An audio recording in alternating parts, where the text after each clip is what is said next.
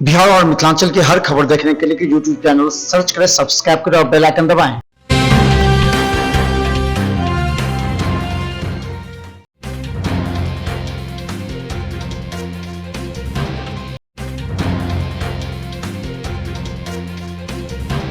कोविड-19 को लेकर हुई वर्चुअल मीटिंग में मुख्य सचिव ने दिए कई निर्देश। मुख्य सचिव बिहार श्री त्रिपुरारी शरण की अध्यक्षता में स्वास्थ्य विभाग बिहार के साथ सभी प्रमंडलीय आयुक्त, सभी जिलाधिकारी, सभी वरीय पुलिस अधीक्षक के साथ कोविड-19 से सुरक्षा व बचाव के लिए जारी निर्देश के अनुपालन को लेकर वर्चुअल मीटिंग की गई। सभी जिलों से वहां की परिस्थिति का फीडबैक लिया गया। बताया गया कि पूर्व में गृह विभाग बिहार सरकार द्वारा कोविड-19 को लेकर जारी आदेश लागू रहेगा। विभिन्न जिलों में जिले की आंतरिक परिस्थिति के अनुसार जिलाधिकारी विशेष प्रतिबंध लगाने या छूट देने के लिए स्वतंत्र होंगे।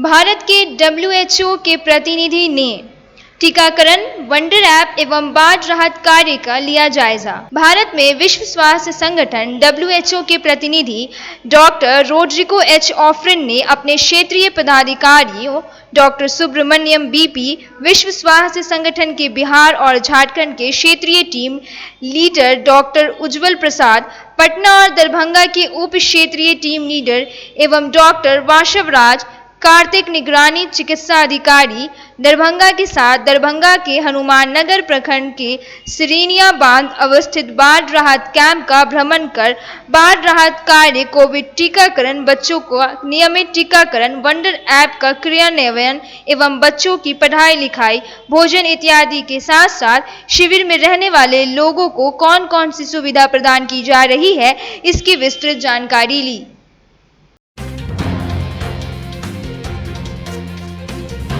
पुलिस अभिरक्षा से कैदी भागने में 3 पुलिसकर्मी निलंबित। भालपट्टी ओपी से पुलिस अभिरक्षा से कैदी भागने के मामले में SSP बाबूराम ने 3 पुलिसकर्मियों को निलंबित कर दिया है। इनमें 2 सिपाही व 1 चौकीदार शामिल हैं। इससे स्पष्ट है कि केस के अनुसंधानकर्ता OD ड्यूटी में रहने वाले सब इंस्पेक्टर एवं थाना अध्यक्ष द्वारा भी लापरवाही बरती गई है। इसके लिए इन अधिकारियों के विरुद्ध अनुशासनिक कार्रवाई की जा रही है।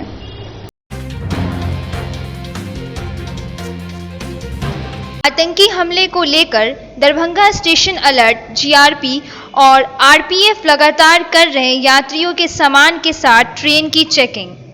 दिल्ली में ISI के पकड़े गए 2 संदिग्ध आतंकियों के खुलासे के बाद यह जानकारी मिली कि बिहार की कई रेलवे स्टेशन आतंकियों के निशाने पर है। मंडल रेलवे सुरक्षा आयुक्त समस्तीपुर ने रेल पुलिस अधीक्षक को पत्र लिख कई रेलवे स्टेशन पर सुरक्षा व्यवस्था कड़ी करने के साथ सभी को अलर्ट किया गया है। रेल पुलिस अधीक्षक महोदय मुजफ्फरपुर के द्वारा हम लोगों को दिशा निर्देश दिया गया है और अलर्ट किया गया है। हम लोग काफ़ी अलर्ट हैं। हम लोग अभी सघन चेकिंग कर रहा हूँ मैं। RPF और GRP दोनों के मतलब संयुक्त रूप से काफ़ी अलर्ट हैं। जितनी भी ट्रेनें आ रही है खास के सुरक्षा के दृष्टिकोण से यात्रियों की चेकिंग, सामानों की चेकिंग, एक सामानों की चेकिंग मशीन के द्वारा वो मैं करता रहता हूँ। पूरी टीम के साथ तो नहीं मैं, लेकिन अलर्ट किया गया है और निर्देश दिया गया है कि काफ़ी चुस्त तरीके से आप चेक करते रहें। मद निषेध की PHQ की समीक्षा में दरभंगा चौथे स्थान पर रहा। अगस्त माह में मद निषेध की PHQ की समीक्षा में दरभंगा चौथे स्थान पर रहा, जो कि जिला पुलिस के लिए बहुत ही अच्छी उपलब्धि है।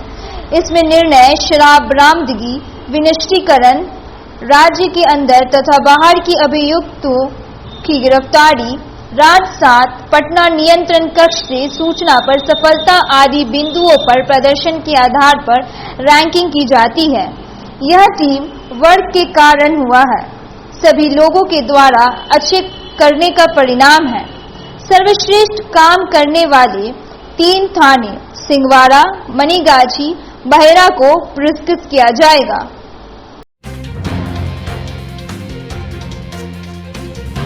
बस स्टैंड पर फिर शुरू होगी कोरोना की जांच।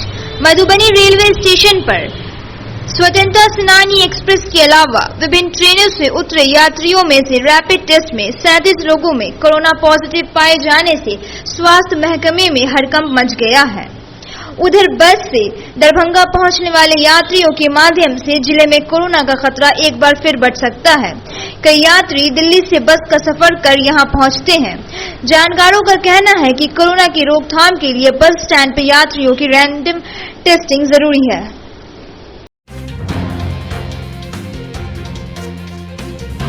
बाहर से दवा मंगाने को लेकर लोग हैं परेशान। डीएमसीएच के गायनी वार्ड में दवा की घोर किल्लत देखी जा रही है। इस बात से मरीज काफी परेशान हैं और उन्हें दवाओं को बाहर से मंगाने पर मजबूर होना पड़ रहा है। डीएमसीएच में दवाओं की किल्लत के मामले आए दिन सामने आ रहे हैं और आते रहे हैं। बावजूद इसके अस्पताल प्रशासन इसको लेकर गंभीर नहीं है और लोगों को इसी तरह से परेशान होना पड़ रहा है।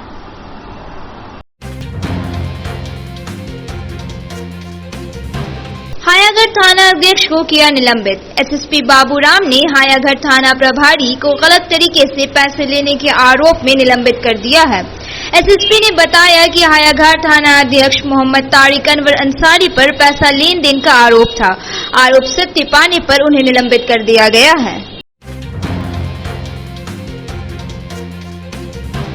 आए दिन लगने वाले जाम से लोग हैं परेशान। जिला स्कूल से लेकर रहमगंज तक भारी भीड़ देखने को मिल रही है। मोटरसाइकिल, रिक्शा, कार इत्यादि लंबी कतारों में खड़ी है, जिस वजह से आवागमन ठप हो गया है। नाका नंबर 6 थाना के इतने पास होने के बाद भी यातायात की भीड़ उमड़ी पड़ी है। यातायात पुलिस बिल्कुल निश्चिंत है तथा उन्हें कतारों में लगी गाड़ियों से और उसकी वजह से लगी जाम से कोई फर्क नहीं पड़ रहा है।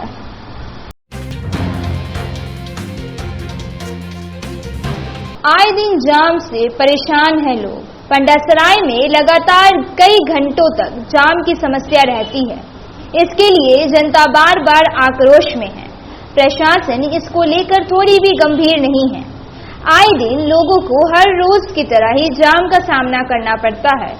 लोगों को अपने कामकाज पर इस जाम की वजह से जाने में देरी होती है, जिस वजह से उन्हें काफी परेशानी उठानी पड़ती है। इसके बावजूद प्रशासन लोगों के बारे में सोचने पर थोड़ी सी भी बाध्य नहीं है।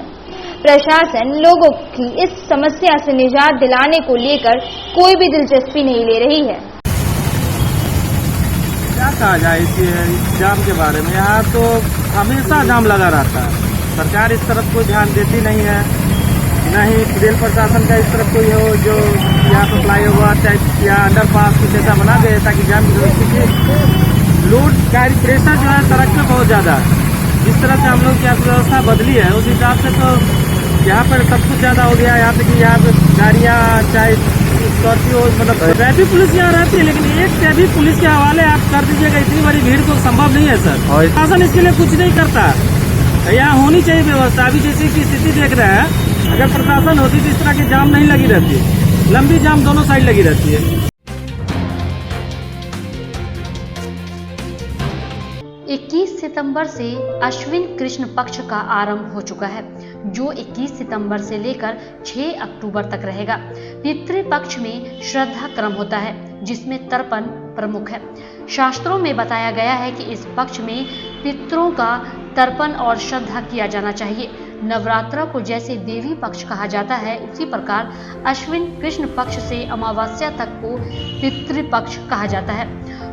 लोक मान्यता के अनुसार और पुराणों में भी बताया गया है कि पितृपक्ष के दौरान परलोक गए पूर्वजों को पृथ्वी पर अपने परिवार के लोगों से मिलने का अवसर मिलता है। वह पिंडदान, अन्न एवं जल ग्रहण करने की इच्छा से अपने संतानों के पास रहते हैं। इन दिनों मिले अन्न जल से पितरों को बल मिलता है और इसी से वह परलोक के अपने सफर को तय कर पाते हैं। इन्हीं अन्न जल की शक्ति से वह अपने परिवार के सदस्यों का कल्याण कर पाते हैं। तर्पण जो होता है सो अपने पितरों के लिए लोग करते हैं। अब पितरों का जो जल अर्पण करने से उनके पितृ जब प्रसन्न होते हैं तो उनके वंश में जो है सो पुत्र पौत्रादि की वृद्धि होती है।